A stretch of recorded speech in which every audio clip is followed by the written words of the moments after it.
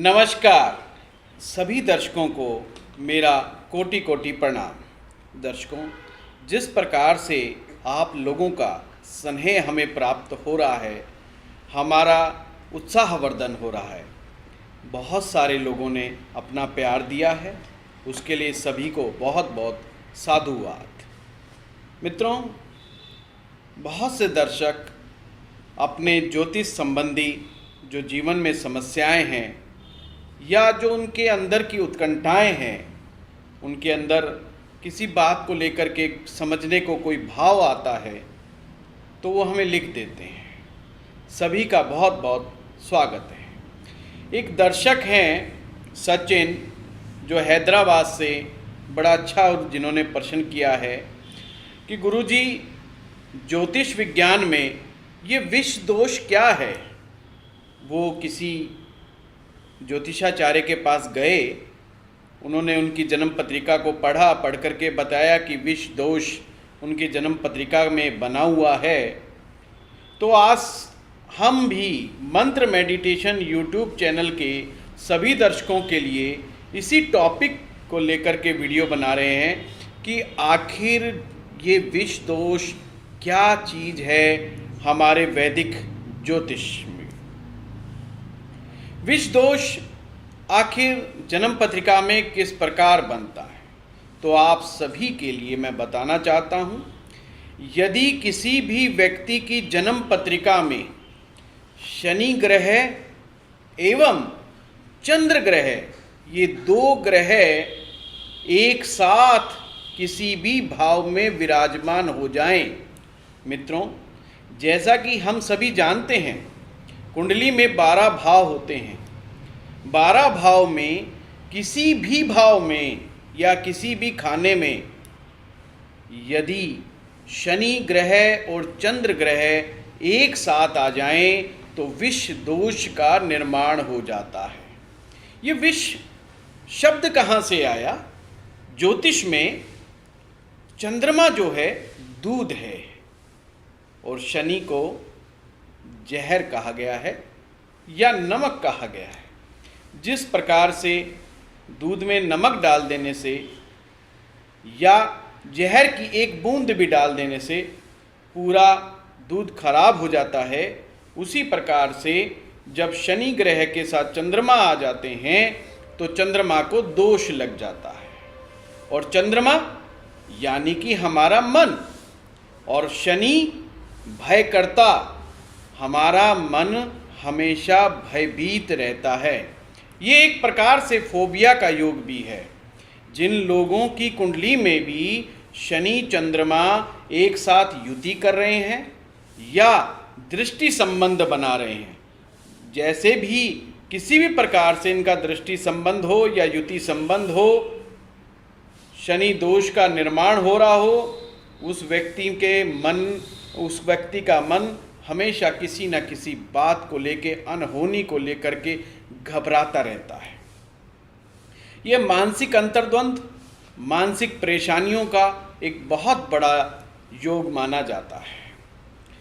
अब हमें यह भी समझना होगा, जब हमारा इस जीवन के अंदर ये शनि दोष कुंडली में जब इसका निर्माण हो जाता है तो किस किस स्थितियों का सामना हमें करना पड़ता है।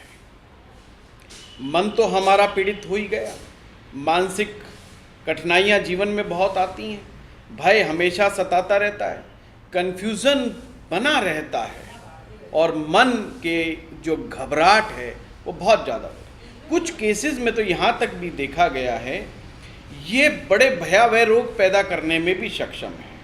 और मन के रोग तो बहुत ही ज़्यादा हमारे जीवन में आ जाते हैं, मानसिक रोग जिनका नाम कहा गया है। एक प्रकार से यह जीवन के अंदर बहुत बड़ी बड़ी परेशानियां पैदा करता है, परंतु ये सारी की सारी परेशानियां मानसिक ज़्यादा हैं, फाइनेंशियल कम है। इसका फाइनेंस से इतना लेना देना नहीं है जितना कि इसका मानसिक स्थितियों से है।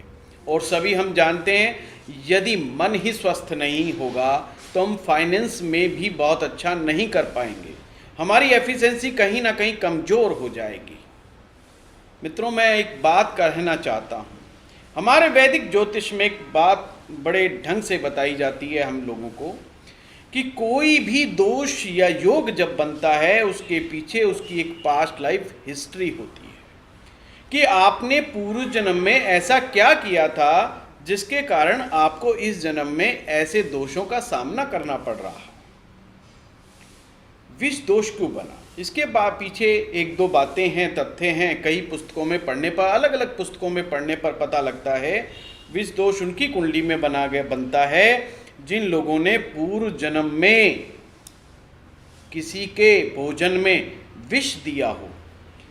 जैसे कुछ लोग चालाकी से, षड्यंत्र के तहत किसी की जमीन हड़पने के लिए या धन दौलत हड़पने के लिए या उसको उसके पद से हटाने के लिए षड्यंत्र पूर्वक किसी के भोजन में जहर मिला करके जब दे देते हैं, तो भी ये योग का सामना, इस दोष का सामना जीवन में करना पड़ता है। दूसरी सबसे बड़ी बात, सर्प का मारना।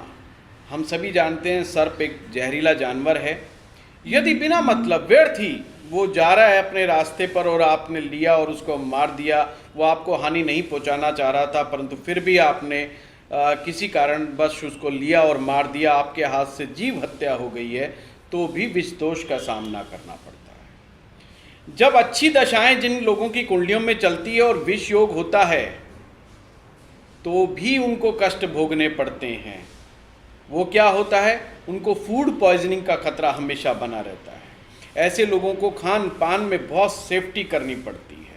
जहरीले जानवर का डंक लगने का भी बड़ा ज़बरदस्त खतरा बनता है। सांप के द्वारा काटे जाने का खतरा होता है, बिच्छू के द्वारा काटे जाने का खतरा होता है, या किसी अन्य जहरीले जीव के द्वारा काटे जाने का खतरा बना रहता है। जिन लोगों की कुंडलियों में भी ये विष दोष बनता है, यानी कि शनि और चंद्रमा एक साथ होते हैं।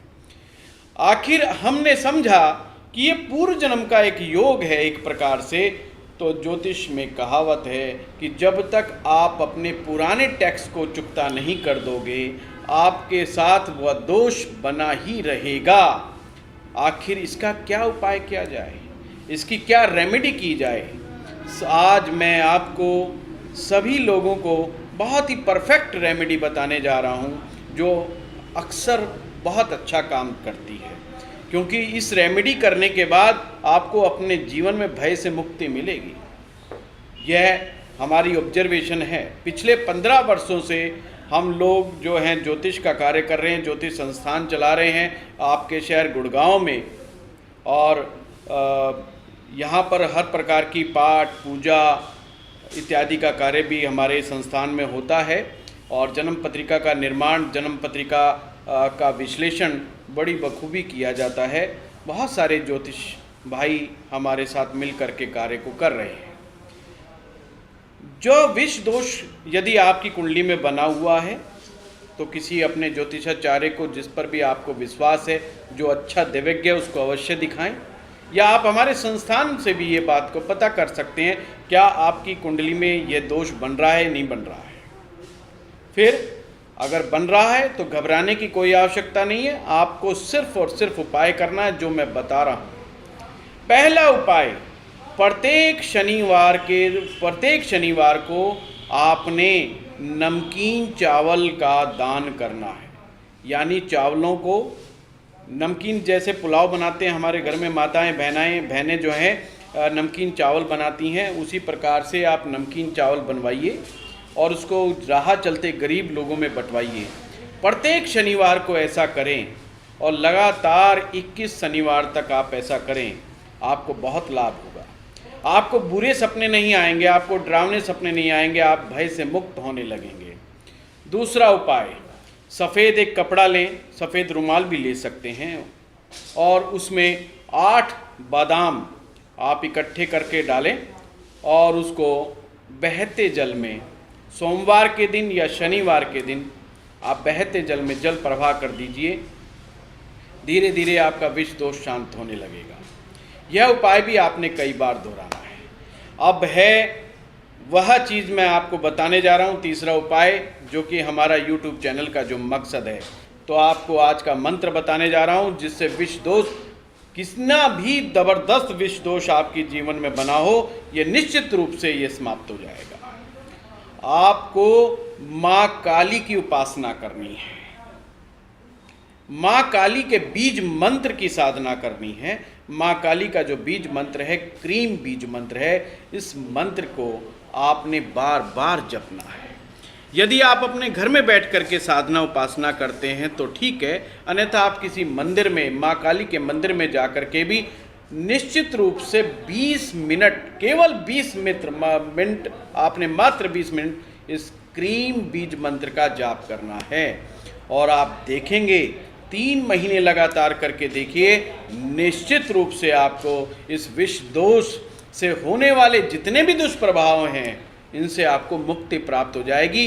मन के ऊपर ऐसा लगेगा कि मन के ऊपर से एक बहुत बड़ा दुष्प्रभाव हट गया है, एक बड़ा बोझ हट गया है। नींद अच्छी आएगी, फूड पॉइजनिंग का खतरा जो बना रहता था वो खत्म होगा, पेट की समस्याएं दूर होंगी, और ना जाने कितने मानसिक तरह के मानसिक रोग जो विष योग दोष के कारण पैदा हो जाते हैं, वह भी जीवन से स्वतः ही समाप्त होने लगेंगे। मित्रों, ये थे 3 उपाय आप सभी के लिए। आप कोई सजेशन हमें देना चाहते हैं, आप सभी का मोस्ट वेलकम। मैं सुनील वशिष्ठ, ज्योतिषाचार्य, गुड़गांव से आप सभी को कोटि कोटि नमन।